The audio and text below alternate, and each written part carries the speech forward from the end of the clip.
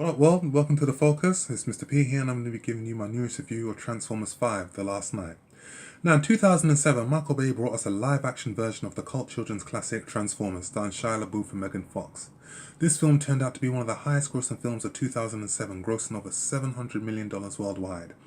Now, 10 years later, 3 dire sequels, and $3.7 billion in revenue later from this franchise, Michael Bay brings us the 5th installment, Transformers 5, The Last Night, which reunites him with Mark Wahlberg, who he starred with in Transformers Age of Extinction and Pain and Gain.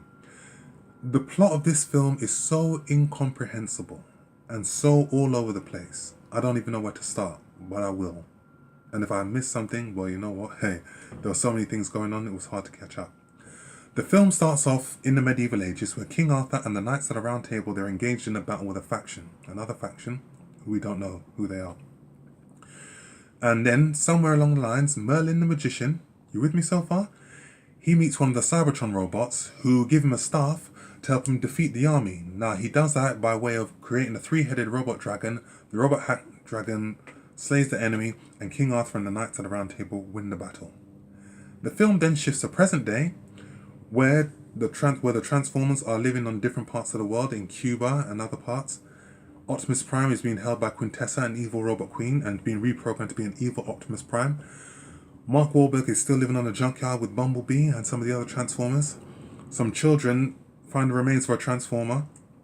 A Transformer then tries to catch the children. Mark Wahlberg then saves the children, and thus ensues a chase where Mark Wahlberg is chased all over the city.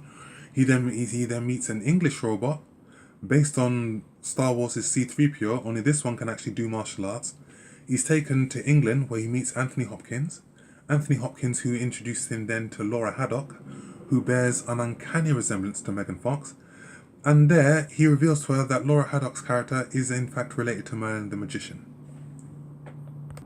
And Wahlberg is now one of the Last Knights, whose sole job it is to save the world. Now, if that plot seemed rushed, hurried, and muddled, well, you know what?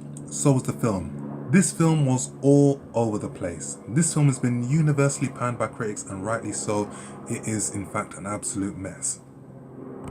There was no consistency in this film, and this film is a victim of excess. Number one, it's too long. There were too many subplots, and it just didn't work together. And a key trait in one of Michael Bay's films, which I've noticed, and I've been following his career for a very, very long time, is that where there is no plot, where there is no story or dialogue, or the story just makes no sense, he just throws action, visual effects, and explosions into it to cover up a weak plot. Now, I don't mind action, I don't mind a long film, as long as the plot makes sense and as long as the characters are likable. I'll give you an example. Con Air, easily one of the best action films of the 90s, one of Nicolas Cage's best films. That film was an action extravaganza. Now, where this film worked and where Transformers didn't is that the plot made sense, the characters were likable, the action was good, and it had humour. Transformers had none of that. And it's very, very clear that this film loses steam fast. This film is just a rehash of all the old Transformers films. There is nothing new, and this is just another death knell in what could have been a promising franchise. And not only that, it turns out that, I feel that Michael Bay was running out of ideas, and then there are nods to some of his previous work. I'll give you an example. There's a scene where Cybertron is coming to destroy the Earth, and the heroes, Mark Wahlberg's character and the rest, they have to launch up to try and stop Cybertron, which in my opinion was a nod to Armageddon. There was another scene where, Mark Wahlberg and Laura Haddock, they're in England, they're looking for something in a room, and they start making all these noises like, oh, don't take it out, I haven't finished it yet.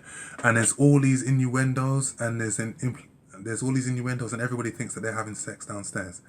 And for me, that was like a reference to Bad Boys and Bad Boys 2. And if you haven't seen it, watch it and you'll understand what I'm talking about.